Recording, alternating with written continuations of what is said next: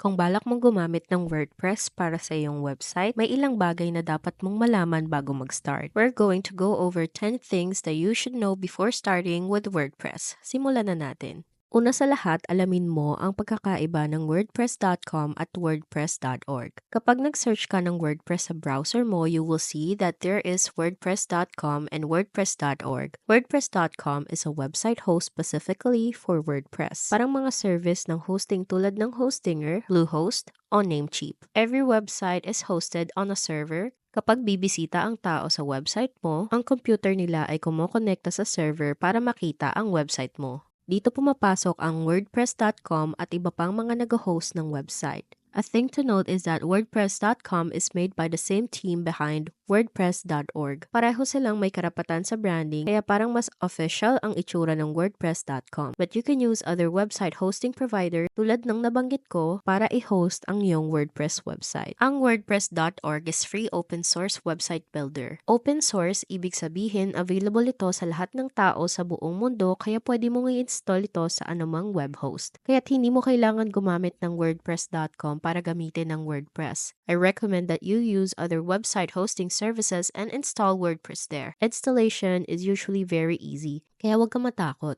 Isa sa pinakamahusay na mga nag-host ng website ang Hostinger. You can get started with Hostinger by following our link down below. Para magsimula sa Hostinger, i-click ang link namin sa baba. Pagdating sa link na yon, mag-scroll down to choose your web hosting plan. May tatlong hosting plans. The Premium that goes for $2.99 per month, Business, which is the most popular, that goes for $3.99 per month, and lastly, the Cloud Startup, which is $8.99 per month. Kahit anong plano ang piliin mo, you will get 3 months free. We have also provided a discount code that you can use. Para magamit ang discount code, pumili ng plan na gusto mo at pagkatapos pumili ng plan, mag-scroll down at pumili ng period. Makakapag-create ka ng account o mag-login pagtapos. Under where it says select payment, scroll down to where you see have coupon code.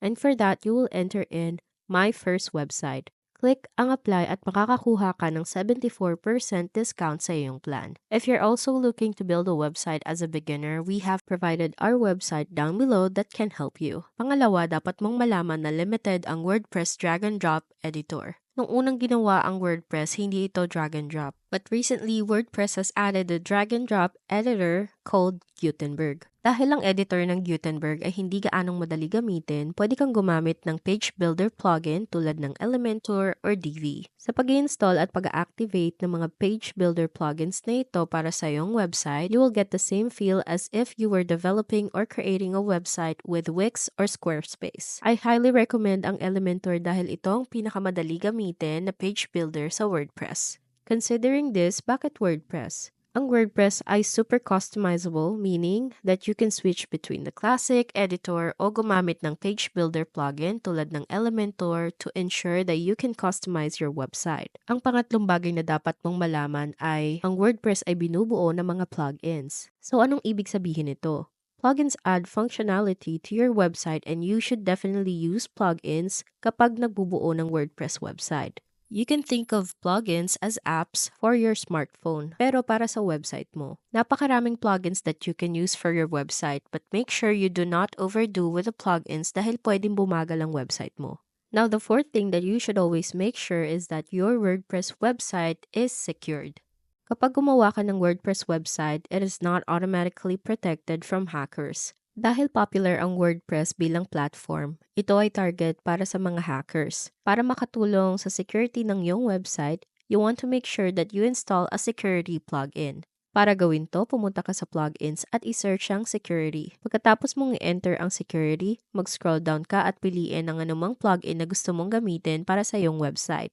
Make sure you choose one that is very reputable and has high ratings. Ang panglimang bagay na kailangan mong siguraduhin ay palaging i-update ang iyong website. Ang mga themes at plugins sa WordPress ay kailangan i-update because of important reasons. Ito ay to improve features, fix bugs, and prevent vulnerabilities. In order to update anything on your WordPress website, kailangan mong pumasok sa iyong WordPress dashboard. Ngayon, kailangan mong i-click ang Updates.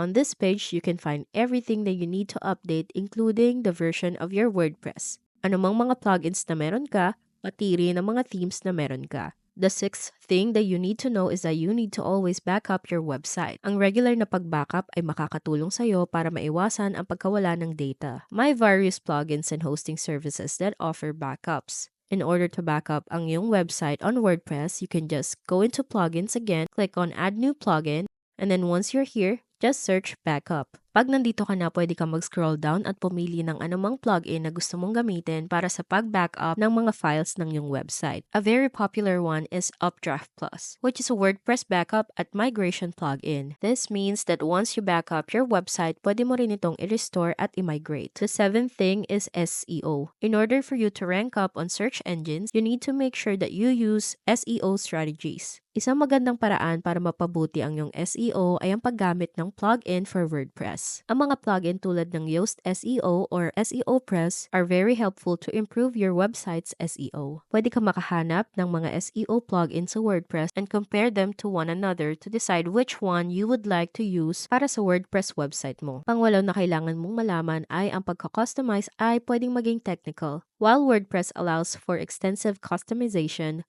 deep diving into plugins or themes may require that you have some HTML, CSS, or PHP knowledge. Hindi ito laging kailangan at may mga paraan kung saan pwede mong i-customize ang iyong website nang walang technical na kaalaman o pagkakaalam sa programming language. The reason why you might need to have some technical knowledge is because customizing on WordPress is limitless. Pangsyam na bagay na dapat mong malaman ay WordPress does not have an official support. However, because WordPress is an open source, marami namang communities online na pwede mong hanapin para tulungan ka with any WordPress-related questions. Kapag ikaw ay may katanungan, you should always reach out to these communities that are very helpful and makakatulong sa iyo sa anumang issue sa WordPress. Ang pang-sampu is to know that there are other alternatives when it comes to website building. We have provided the link down below to two alternatives, Wix and Squarespace. Wix is great for building general websites. Ang Squarespace naman is better for portfolios. Both have really good templates and are very easy for beginners. Kung interested ka, you can check them out down below by clicking our link at makakatulong ito sa pagsuporta sa channel so that we can make more free content like this. If you found this video helpful, please subscribe and give us a thumbs up. Kung meron kayong mga tanong, please leave a comment and we will make sure to cover it. Maraming salamat sa panonood at kita-kits sa susunod na video.